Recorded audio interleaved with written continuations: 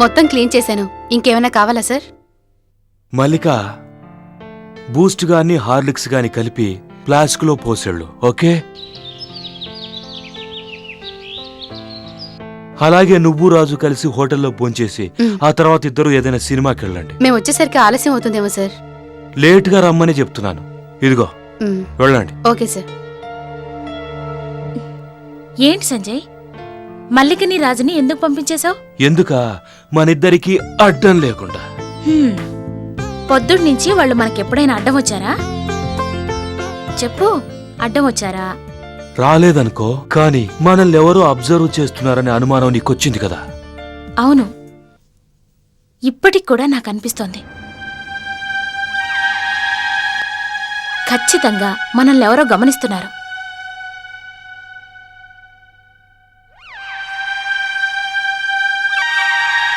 నువ్వు అబద్ధం చెప్పడం లేదని నాకు అర్థమైంది మంజు. వెంటనే ఆలోచిస్తే ఈ ఇంట్లో ఉండేది మనిద్దరం కాకుండా మల్లిక, రాజు. సో మనకు తెలియకుండా వీళ్ళిద్దరూ కాకుండా ఇంకెవరూ మనల్ని అబ్జర్వ్ చేసే అవకాశమే లేదు. చేయగలిగింది వాళ్ళిద్దరే తప్ప వేరే ఎవరికి సాధ్యం కాదు. అందుకే వాళ్ళిద్దరిని సినిమాకి పంపించా.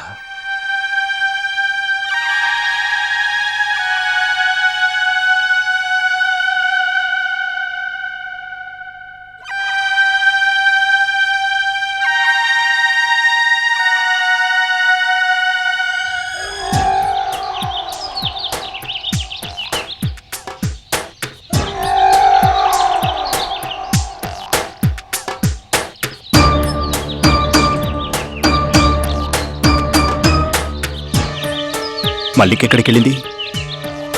లోపల సంజయ్ బాబుకి మంజు మేడంకి భోజనం పెట్టడానికి వెళ్ళింది. వస్తుండొచ్చు. నువ్వు భోంచేశావా? మీరు తినకుండా నేనెలా తింటాను బాస్? మళ్ళీకొచ్చాక ముగ్గురికి ఏం కావాలో తెప్పించుకుందాం. మళ్ళీ నువ్వు భోజనం చేసావా? లేదు రాజు, మీరిద్దరూ బయట కూర్చునుంటే నేనెలా తింటాననుకున్నా? రాజు, దగ్గరలో ఉన్న హోటల్కి వెళ్ళు. ఒక ఫ్యామిలీ ప్యాక్ బిర్యానీ తీసుకో. అలాగే 2 chicken manchuria, noodles, curd rice పట్రా. అలాగే బాస్కో. రాజు, అలాగే 4 ప్యాకెట్ల సిగరెట్లు, ఒక ఫుల్ బాటిల్ విస్కీ తీసుకురా.